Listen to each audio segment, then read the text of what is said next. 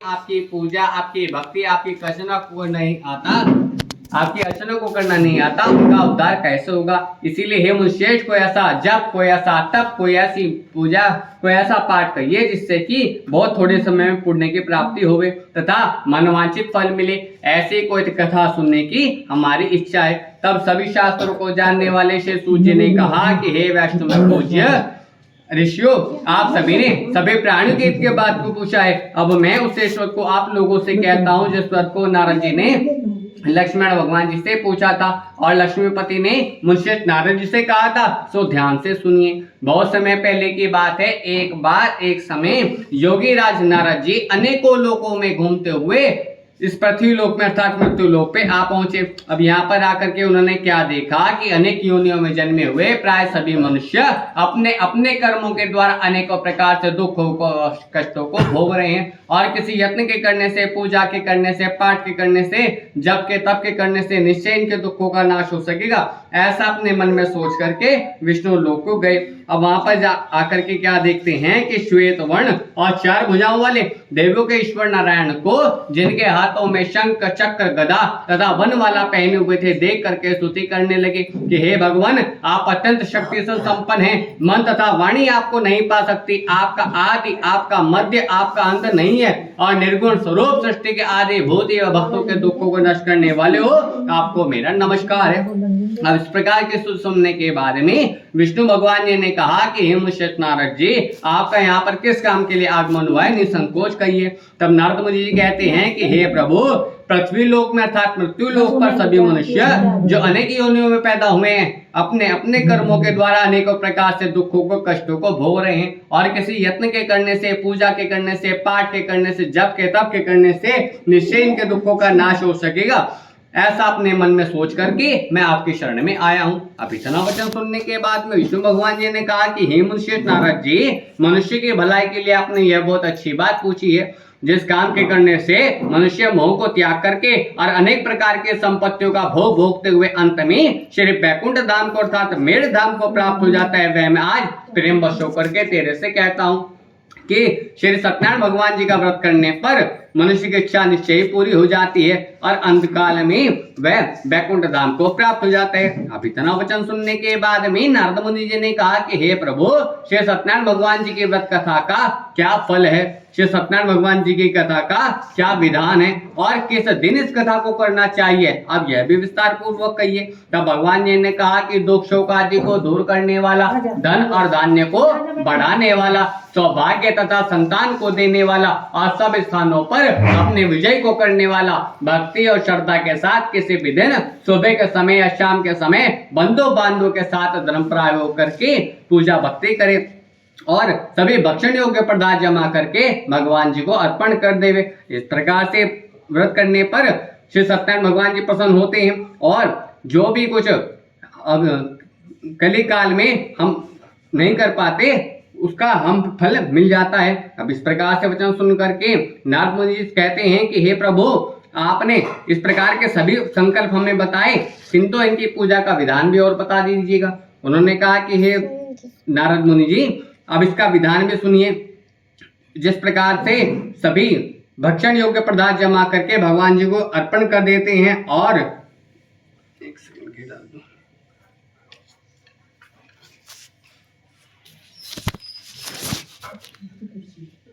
बोलिए श्री सत्यनारायण भगवान की जय।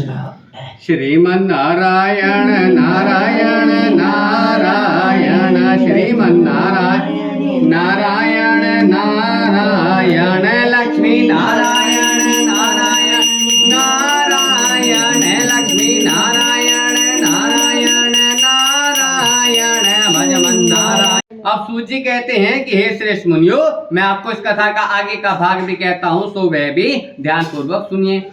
एक बार एक समय पृथ्वी लोक पर एक वृद्ध शतानंद नाम का ब्राह्मण रहा करता था। वह भिक्षावृत्ति करके अपना भरण भोषण, लालन पालन इत्यादि किया करता था और नित्य दुखी हुआ पृथ्वी पर घुमा फिरा करता था।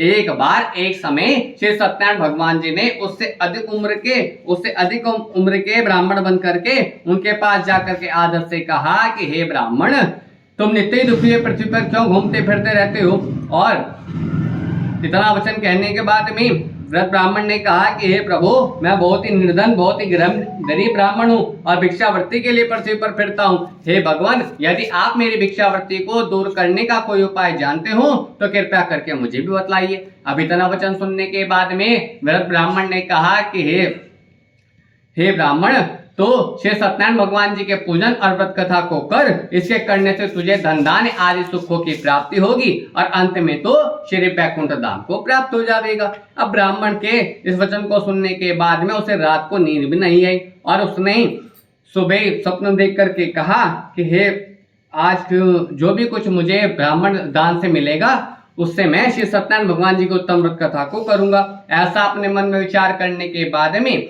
वह सुबह संकल्प के लिए उठा और उसने अपने सभी भाई बंधु इष्ट मित्रों को बुला करके विधि के साथ भगवान जी का पूजन और व्रत कथा को किया और इसके करने से वह ब्राह्मण धन पुत्र आदि से युक्त होता हुआ संसार के सभी भक्ति कर्म करने के बाद में अंत में श्री वैकुंठ धाम को प्राप्त हो गया। इस प्रकार से अब एक समय अब नेमिषारण्य ने कहा, सोनकेश्वर ने पूछा कि हे प्रभु, इस ब्राह्मण से सुनकर के किसने व्रत कथा को किया है, वह सभी कथा भी अब सुनना चाहते हैं और इसके व्रत में हमारे मन में श्रद्धा है। अब इतना वचन सुनने के बाद में सोनकादि ऋषि ने कहा कि हे ब्राह्मणों, इस व्रत से सुन करके जिसने व्रत कथा को किया है वह सभी कथा भी मैं तुमसे कहता हूँ, सो वह भी ध्यान से सुनिए। अब एक बार एक समय यही ब्राह्मण धन और ऐश्वर्य के अनुसार व्रत करने को तैयार हुआ और उसी समय वहां पर एक लकड़हारा आया। अपने लकड़ियों के ढेर को मकान के बाहर रख करके ब्राह्मण के पास गया और अत्यंत भक्ति भाव से नमस्कार करके कहा कि हे ब्राह्मण, भक्ति चित्त से आप यह क्या कर रहे हैं और इसे करने से आपको क्या फल मिलेगा, कृपया करके मुझे भी बतलाइए। अब इतना वचन सुनने के बाद में ब्राह्मण ने कहा कि हे लकड़हारे, यह श्री सत्यनारायण भगवान जी के उत्तम व्रत कथा को किया जा रहा है और इसी कृपा से मेरे यहाँ धन धान्य आदि सुखों की प्राप्ति हुई है। अब विप्रश्रेष्ठ के बारे में जान करके लकड़हारा बहुत प्रसन्न हुआ। चरणामत लेने के बाद में प्रसाद खाने के बाद में लकड़हारा अपने घर को चला आया। अब उस दिन वह ऐसे सुंदर नगर में गया जहां पर उसे उन लकड़ियों का दाम और दिनों से पहले से 4 गुना मिला। अब लकड़हारे ने इतने दाम लेकर के अपने सभी भाई बंधु इष्ट मित्रों को बुला करके विधि के साथ भगवान जी का पूजन और व्रत कथा को किया और इसके करने से वह लकड़हारा धन पुत्र आदि से युक्त होता हुआ संसार के सभी भक्तियुक्त कर्म करने के बाद में अंत में श्री वैकुंठ धाम को प्राप्त हो गया। इस प्रकार से दूसरा अध्याय संपन्न हुआ। बोलिए श्री सत्यनारायण भगवान की जय। श्रीमन्नारायण नारायण नारायण श्रीमन्नारायण नारायण नारायण लक्ष्मी नारायण नारायण नारायण जय। तीसरा अध्याय। अब सूत जी कहते हैं कि हे श्रेष्ठ मुनियो, मैं आपको इस कथा का आगे का भाग भी कहता हूँ, सो वह भी ध्यान से सुनिए। बहुत समय पहले की बात है, पृथ्वी लोक पर एक उल्कामुख नाम का राजा था। वह श्रेष्ठ वक्ता और जितेंद्र था। प्रतिदिन देव स्थानों पे जाता तथा गरीबों को धन दे करके उनके कष्ट दूर किया करता था। उसके पत्नी कमल के समान मुख वाली और सती साध्वी थी। भद्रशिला नदी के तट पर उन दोनों ने श्री सत्यनारायण भगवान जी के उत्तम व्रत कथा को किया। उसी समय वहां पर एक साधु बनिया आया। उसके पास अपनी नौका को किनारे रख करके राजा के समीप गया और राजा से कहा कि हे राजन, भक्ति भाव से अपनी भार्य के साथ, अपनी पत्नी के साथ में मिलकर के आप यह क्या कर रहे हैं और इसे करने से आपको क्या फल मिलेगा, कृपया करके मुझे भी बताइए। अब इतना वचन सुनने के बाद में राजा ने कहा कि हे साधु, हे वैश्य, अपनी भार्य के साथ, अपने पत्नी के साथ में मिलकर के मैं यह महाशक्तिवान श्री सत्यनारायण भगवान जी के उत्तम व्रत कथा को संतान प्राप्ति हेतु कर रहा हूँ। अब इतना वचन सुनने के बाद में साधु ने कहा कि हे महाराज, मुझसे भी इसका संपूर्ण विधान कहिए। आपके कथानुसार मैं भी इस व्रत कथा को करूंगा, क्योंकि मेरे भी कोई संतान नहीं है और इसके करने से तो निश्चय ही होगी। अब राजा से सभी विधान सुनने के बाद में और व्यापार से निवृत्त होने के बाद में साधु आनंद के साथ घर गया और साधु ने अपने घर जाकर के अपनी स्त्री को, लीलावती को, उस संतान देने वाले पट को सुना पाया और कहा कि जब मेरी संतान होगी तब मैं शेष व्रत को करूंगा। साधु ने ऐसे वचन अपनी स्त्री लीलावती से कह दिए। अब एक दिन उसकी स्त्री लीलावती पति के साथ आनंदित हो सांसारिक धर्म से प्रवृत्त होने के बाद में श्री सत्यनारायण भगवान जी की कृपा से गर्भवती हो गई तथा 10वें महीने में उसने एक सुंदर कन्या को जन्म दिया। कन्या शुक्ल पक्ष के चंद्रमा के समान बढ़ने लगी, तब कन्या का नाम कलावती रखा गया। तब लीलावती ने मीठे शब्दों में अपने पति से कहा कि आपने जो संकल्प रखा था कि संतान प्राप्ति के बाद में श्री सत्यनारायण भगवान जी की कृपा से हम कथा करेंगे, अब आप उसे कर लीजिए।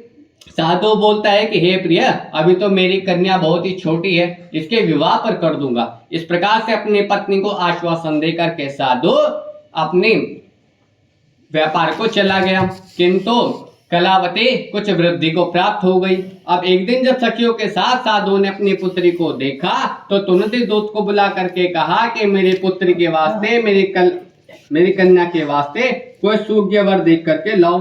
साधु की आज्ञा पा करके दूत कंचन नगर में पहुंचे और वहां पर बड़ी खोज करके बड़ी देखभाल करके उनके पुत्र के वास्ते एक सुयोग्य वाणिक पुत्र को ले आए। उस योग्य लड़की को देख करके पसंद से साधु ने अपनी कन्या का विवाह उनके साथ कर दिया, किंतु दुर्भाग्यवश वह उस समय भी श्री सत्यनारायण भगवान जी की उत्तम कथा को करना भूल गया। अब तो श्री सत्यनारायण भगवान जी रुष्ट हो गए और श्राप दिया कि हे साधु, तुम्हें इससे दुर्ना दुख प्राप्त होगा। अपने काम में कुशल साधु बनिया अपने जमाता सहित रतनपुर नगर में पहुंचा और वहां पर दोनों राजा चंद्रकेतु के नगर में व्यापार करने लगे।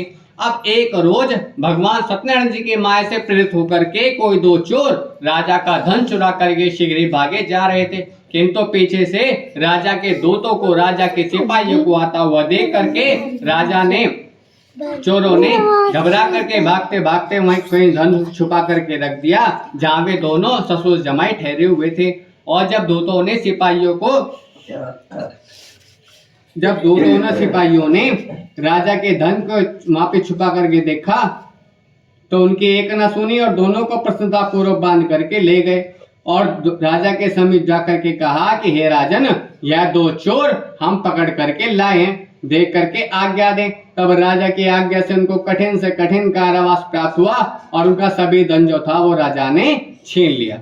अब उसी श्राप के द्वारा उसकी पत्नी भी घर पर बहुत दुखी, घर पर जो भी धन रखा था उसे चोर चुरा करके ले गए। शारीरिक व मानसिक पीड़ा में कलावती एक ब्राह्मण के घर गई। वहां पर उसने श्री सत्यनारायण भगवान जी की उत्तम व्रत कथा को होते हुए देखा, फिर कथा सुनी और फिर प्रसाद को ग्रहण करके रात को घर आई। तब माता ने कलावती से कहा कि हे कलावती, हे पुत्री, तुम दिन भर कहाँ रही, वह तुम्हारे मन में क्या है? तब कलावती बोलती है कि हे माता, मैंने एक ब्राह्मण के घर में मनवांछित फल को देने वाले श्री सत्यनारायण भगवान जी की उत्तम व्रत कथा को होते हुए देखा है। अब इतना वचन सुनने के बाद में लीलावती भगवान के पूजन की तैयारी करने लगी और लीलावती ने परिवार और बंधु बांधव के साथ में मिलकर के श्री सत्यनारायण भगवान जी के उत्तम व्रत कथा को किया और यह वर मांगा कि मेरे पति और मेरे दामाद शीघ्र रुपये पैसे सहित लेकर के इस नगर के समीप आ जाएं और यह भी प्रार्थना की कि हमारे जो अपराध हो उनको क्षमा करें। श्री सत्यनारायण भगवान जी इस व्रत से संतुष्ट हो गए और उसी रात राजा को स्वप्न में दर्शन दे करके कहा कि हे राजन, दोनों बंदी वैश्य बंदियों को प्रातः काल ही छोड़ दो, उनका सभी धन जो तुमने ग्रहण किया है दे दो, नहीं तो तुम्हारा धन, तुम्हारा राज्य, तुम्हारे पुत्र आदि सब कुछ नष्ट भ्रष्ट कर दिया जाएगा। अब राजा से ऐसे वचन कह करके भगवान जी तो तुरंत ही अंतर ध्यान हो गए। अब प्रातःकाल राजा चंद्रकेतु ने सभा में अपना सपना सुनाया और दोनों वाणिक पुत्र को कारागार से मुक्त करके सभा में बुलाया। दोनों ने आकर के राजा को नमस्कार किया। अब राजा मीठे वचनों में बोलते हैं कि हे महानुभावी वश, ऐसा कठिन कारावास प्राप्त हुआ है, अब कोई भय नहीं है। ऐसा कह करके राजा ने उनको नए से नए वस्त्राभूषण पहनाए तथा उनका जितना धन लिया था उससे दुगना धन लिला करके विदा किया और दोनों बंदी वैश्य बनिए अपने नगर की ओर चल दिए। इस प्रकार से तीसरा अध्याय संपन्न हुआ।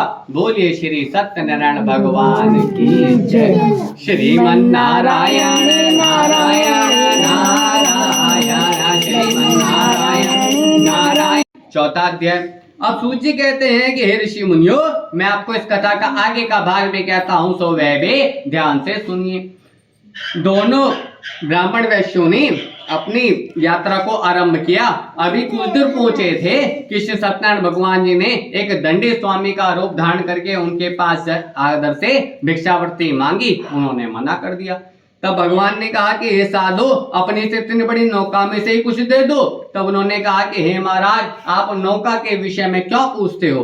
क्या धन लेने की इच्छा है? मेरी नाव में तो बेल आदि पत्ते भरे। वैश्य कैसे कठोर और असत्य वचन को सुनने के बाद में भगवान ने कहा कि तुम्हारा वचन सत्य हो। और ऐसा कह करके क्रोध जाकर समुद्र किनारे बैठ गए। अब दंडी स्वामी के जाने के बाद में वैश्य ने नित्य क्रिया करने के पश्चात नाव को पानी में ऊंची ऊंची देख करके कुछ अचंबा किया तथा नाव में बेल आदि पत्ते देख करके मूर्छित होकर के जमीन पर गिर पड़ा। फिर मूर्छा खुलने पर अत्यंत शोक को प्रकट करने लगा। तब उसका दामाद बोलता है कि आप शोक न करें, यह दंडी स्वामी जी का श्राप है। अतः आपको उनके शरण में चलना चाहिए और अपने झूठ बोलने की, अपने असत्य बोलने की उनसे क्षमा प्रार्थना मांगनी चाहिए। तभी हमारी मनोकामना जो है वो पूरी होगी। अब दामाद के ऐसे वचन सुन करके वह दंडी स्वामी भगवान के पास पहुंचा और अत्यंत भक्ति भाव से नमस्कार करके कहा कि हे भगवान, आपकी माया से मोहित तो ब्रह्मा इंद्र आदि देवता भी आपके रूप और आपके गुणों को नहीं जानते। फिर मैं भला अज्ञानी, एक साधारण मनुष्य, तुच्छ अज्ञानी कैसे जान सकता हूँ? आप प्रसन्न होइए, मैं सामर्थ्य के अनुसार आपकी पूजा करूंगा। मेरी रक्षा करो और पहले के समान ही नौका में धन भर दो। अब उसके दीन वचन सुन करके भगवान जी प्रसन्न हो गए और उसके इच्छा अनुसार वर दे करके अंतर्ध्यान हो गए। तब उन्होंने नाव पर आकर के देखा कि नाव तो धन से परिपूर्ण है। फिर वे भगवान सत्यनारायण जी की पूजा करके अपने नगर की ओर चल दिए। अब जब अपने नगर के निकट पहुंचे तब एक दूत को घर भेजा। दूत ने साधु के घर जा करके उनकी स्त्री को उनकी पत्नी को नमस्कार करके कहा कि साधु अपने दामाद सहित रुपये पैसे सहित इस नगर के समीप आ गए हैं और मेरे साथ चल करके उनको लेवा लाइएगा। अब इतना वचन सुनने के बाद में साधु की स्त्री ने बड़े हर्ष के साथ श्री सत्यनारायण भगवान जी का पूजन किया और अपनी पुत्री से कहा कि हे पुत्री कलावती, मैं तो अपने पति के दर्शन करने को जाती हूँ, तो भी कार्य पूर्ण करके शीघ्र ही आ जाना। अब कन्या के ऐसे वचन सुनने के बाद में कलावती प्रसाद को छोड़ करके और पति के पास से चली गई। अब प्रसाद की अवज्ञा करने के कारण श्री सत्यनारायण भगवान जी रुष्ट हो गए और उसके पति को नाव सहित पानी में डुबा दिया। अब कलावती वहां पर अपने पति को न देख करके रोती हुई जमीन पर गिर पड़ेगी। इस तरह कन्या को रोता हुआ देख करके, नौका को डूबा हुआ देख करके साधु दुखित होकर के बोलता है कि हे प्रभु, मुझसे या मेरे परिवार से जो भी कुछ भूल हुई हो उनको क्षमा कर दीजिए। उसके दीन वचन सुन करके भगवान जी प्रसन्न हो गए और आकाशवाणी हुई कि हे साधु, तेरी कन्या मेरे प्रसाद को छोड़ करके आई है, इसीलिए इसका पति जो है वो अदृश्य हुआ है और यदि वह घर जाकर के प्रसाद खा करके लौटे तो इसका पति अवश्य मिलेगा, इसमें तनिक भी संशय नहीं है। अब ऐसी आकाशवाणी सुनने के बाद में कलावती ने दौड़ भाग करके घर पहुंच करके प्रसाद खाया तथा दौड़ भाग करके प्रसाद खाया और अपने पति के दर्शन किए। उस प्रकार से उस समय हर पूर्णमासी व संक्रांति को श्री सत्यनारायण भगवान जी के ईशो का गुणगान होने लगा तथा वे सभी श्लोक का शुभ भोग करके मरने पर श्री वैकुंठ धाम को प्राप्त हो गए। इस प्रकार से चौथा अध्याय संपन्न हुआ।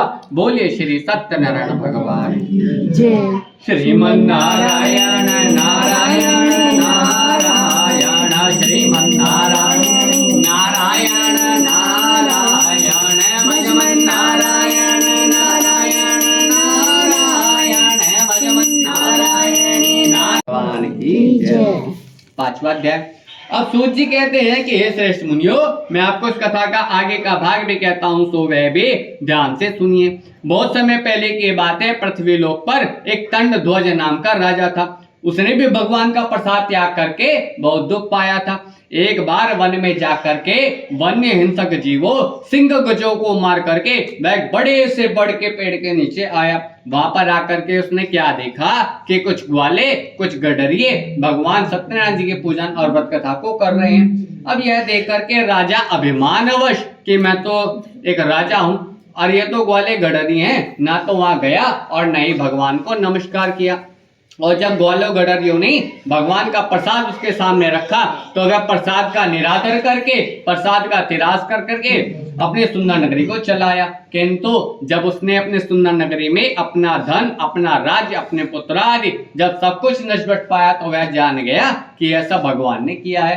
तब वह विश्वास करके उन्हीं ग्वालों गडरियों के समीप आया और विधि पूर्वक भगवान जी का पूजन करके प्रसाद खाया। तो सत्यदेव के पास ये सब जैसा था वैसा ही हो गया। फिर दीर्घकाल तक सुख भोग करने के मरने के बाद में श्री वैकुंठ धाम को प्राप्त हो गया। कहने का अर्थ ये है कि जो मनुष्य परम दुर्लभ व्रत को करता है, सुनता है, भगवान की कृपा से उसे धन धान्य आदि सुखों की प्राप्ति हो जाती है। निर्धन धनी हो जाते हैं, बंदी बंधन से मुक्त होकर के निर्भय हो जाते हैं, संतानहीनों को संतान प्राप्त हो जाती है और सब मनोरथ पूर्ण होने के बाद में अंत में श्री वैकुंठ धाम को प्राप्त हो जाते हैं। अब जिन्होंने पहले समय में व्रत कथाओं को किया उसके दूसरे कथा कहता हूँ, तो वह भी ध्यान से सुनिए। वृषतानंद नाम के ब्राह्मण ने सुदामा का जन्म लेकर के मोक्ष को पाया। उल्कामुख नाम के राजा ने दशरथ होकर के वैकुंठ को प्राप्त किया। साधु नाम के वैश्य ने मोरध्वज बनकर के अपने पुत्र को आरे से चीर करके मोक्ष प्राप्त किया तथा महाराजा तंडध्वज ने स्वयं भू होकर के भगवान के भक्ति युक्त वचन सुन करके मोक्ष प्राप्त किया। इस प्रकार से पांचवा और अंतिम अध्याय संपन्न हुआ। बोलिए श्री सत्यनारायण। श्रीमन्नारायण